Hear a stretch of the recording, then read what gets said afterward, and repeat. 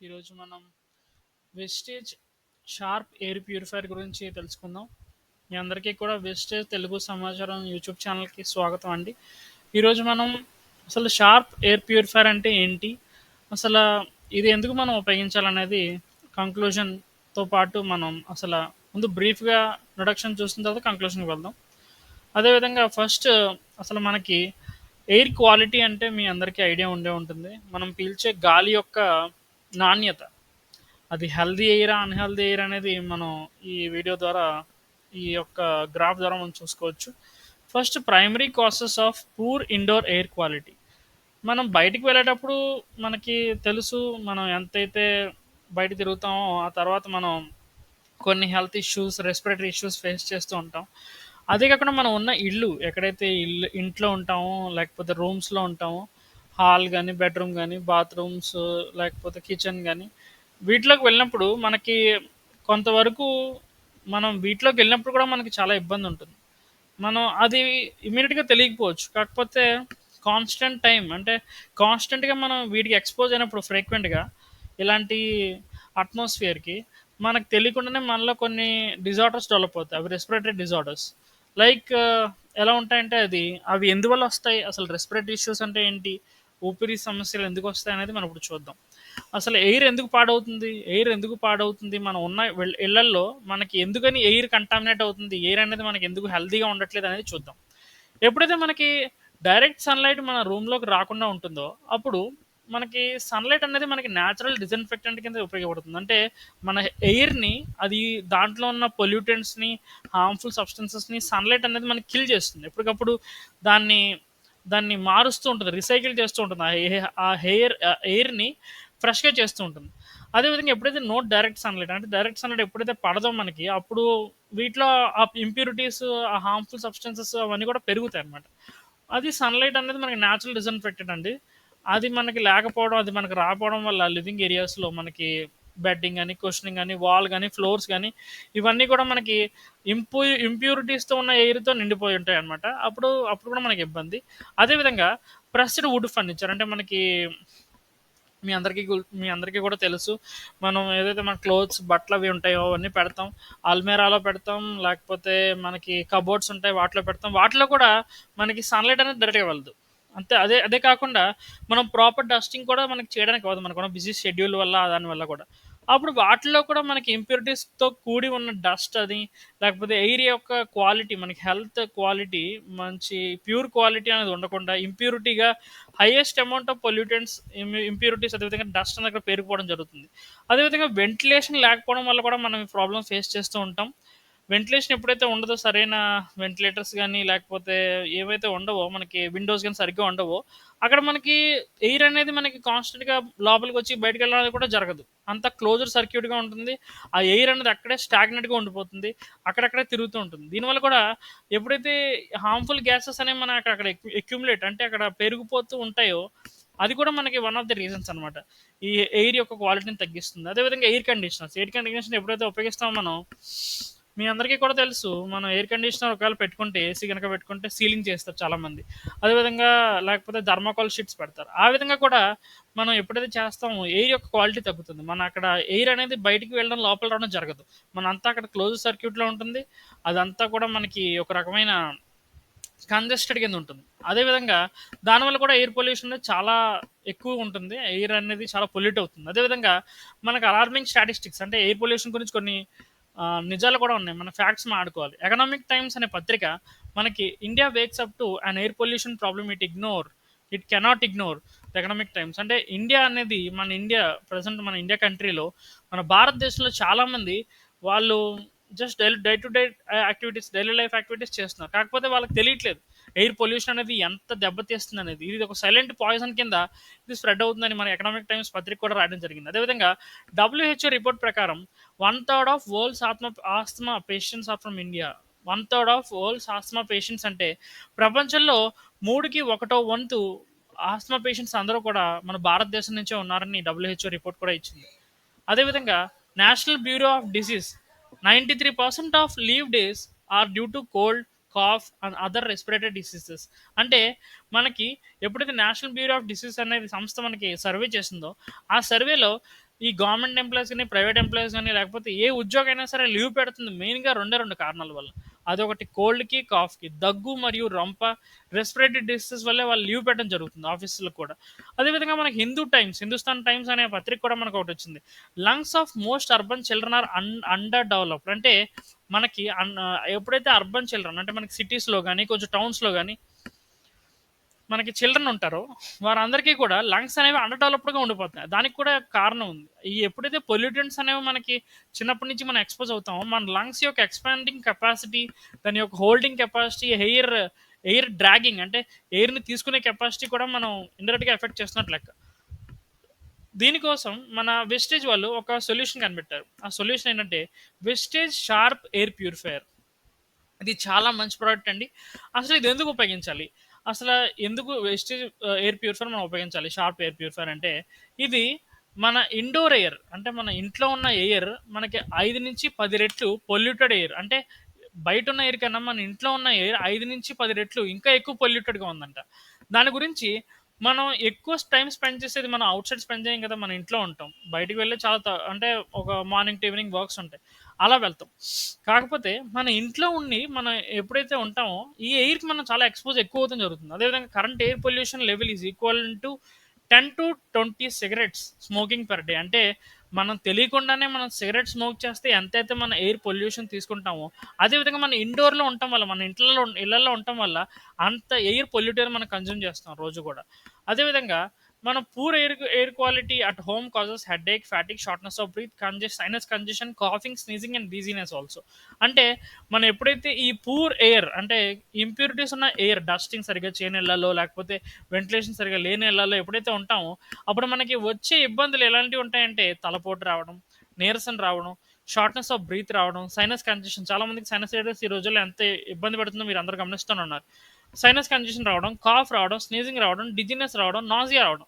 ఇవన్నీ కూడా మనకి ఎక్కువ అవుతున్నాయి. అదే వామిటింగ్ సెన్సేషన్‌లో ఉండటం కూడా ఇవన్నీ కూడా ఇంప్యూరిటీస్ ఉన్న ఎయిర్‌లో మనం ఉండటం వల్ల ఇవన్నీ జరుగుతాయి. అదేవిధంగా అలర్జెన్స్ అనేవి కూడా మనకు చాలా ఎక్కువున్నాయి ఇండోర్‌లో. ఎందుకంటే మన ఇళ్లల్లోనే ఎక్కువున్నాయి ఔట్ సైడ్ కన్నా. అది కూడా ఇక్కడ మనకి సారాంశం తెలియజేయడం జరిగింది.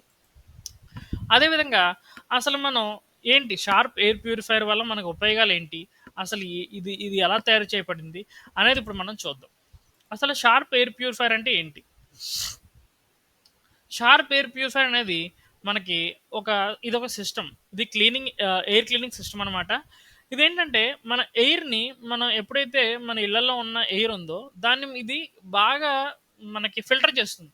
దీంట్లో 2 ఉంటాయన్నమాట. Dual purification for complete protection. అంటే షార్ప్ ఎయిర్ ప్యూరిఫైయర్ అనేది మనకి యాక్టివ్ ప్లాస్మా క్లస్టర్, అదే విధంగా పాసివ్ ఫిల్ట్రేషన్ అనే 2 విధానాలు దీంట్లో ఉంటాయండి. Naturally clean and healthy indoor air. అంటే మనకి plasma cluster active, the passive filtration. అంటే ఈ రెండిట్లో మనకి ఏముంటాయంటే plasma cluster technology. Plasma cluster ions are positive and negative ions that occur in nature. అంటే ప్లాస్మా క్లస్టర్ అనేవి ఒక అయాన్స్ అనమాట. అయాన్స్ మనకు తెలుసు. పాజిటివ్ అయాన్స్ అంటే నెగెటివ్ అయాన్స్ అని. అవన్నీ మనకి జనరల్‌గా నేచర్‌లో అక్కరే ఉంటాయి. నేచర్‌లో ప్రెజెంటే ఉంటాయి.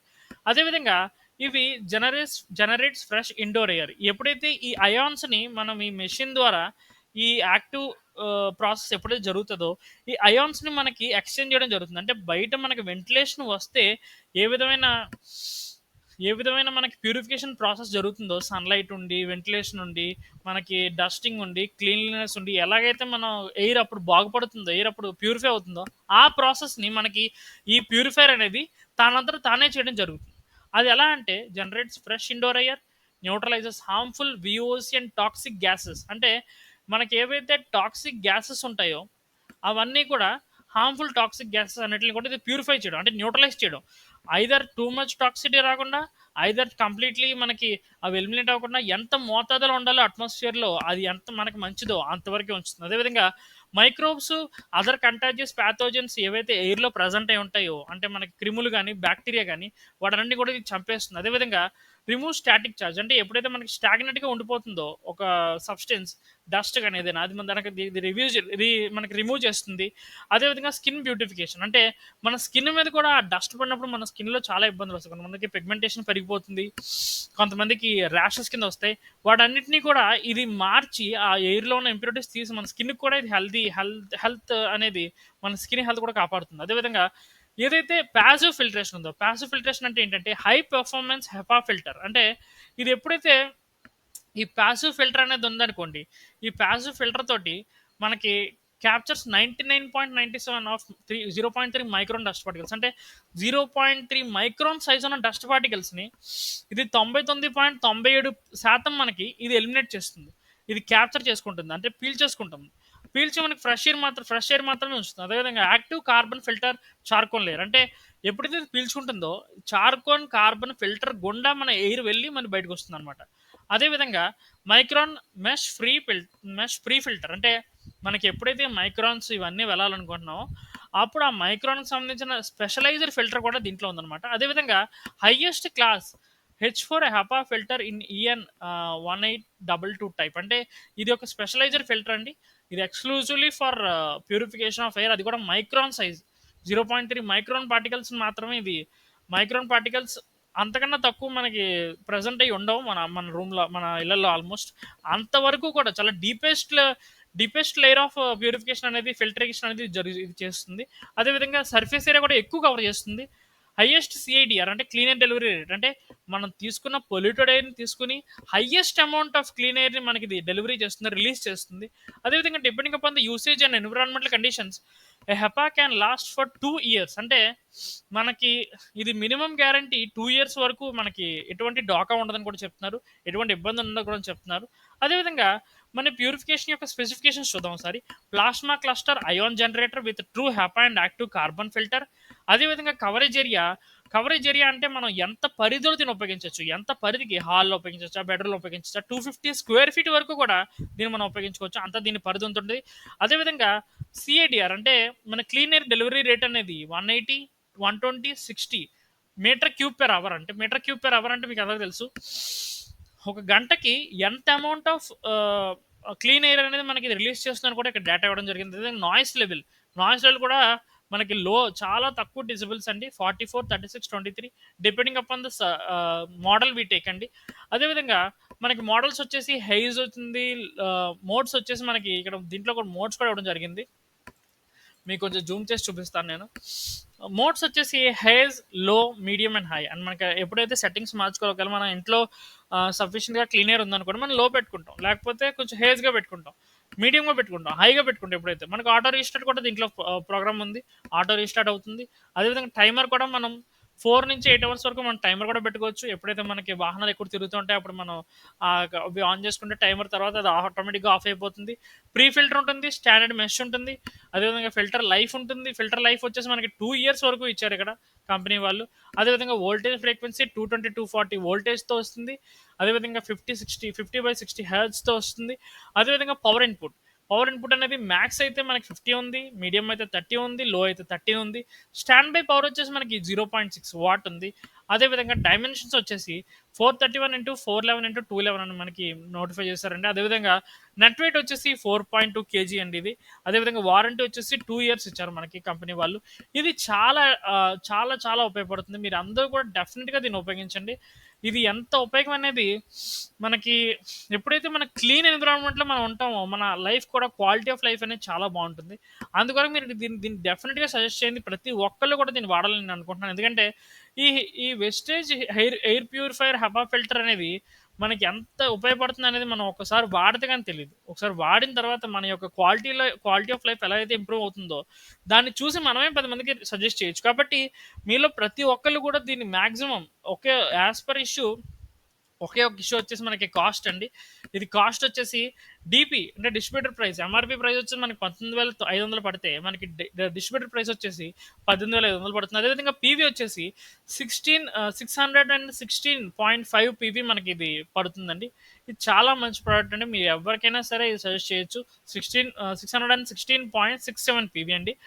ఇదేంటంటే మనకి ఎలాగా మనం ఎయిర్‌ని అయితే మనం మెయింటైన్ చేసుకోగలుగుతాం మన ఇళ్లల్లో. ఎందుకంటే ఎక్కువ సమయం గడిపేది మన ఇళ్లలో గడుపుతాం కాబట్టి మనం ఎప్పుడైతే ఆ ఎయిర్‌ని మనమైతే క్లీన్‌గా మార్చుకోగలుగుతామో, మనం ఒకవేళ డస్టింగ్ అనేది ఒక 2, 3 రోజులు లేట్ అయినా ఎప్పుడైనా సరే, ఆ ఎయిర్‌ని మనం కాపాడుకోగలిగితే మన క్వాలిటీ ఆఫ్ లైఫ్ బావుంటుంది. మన హెల్త్ బావుంటుంది.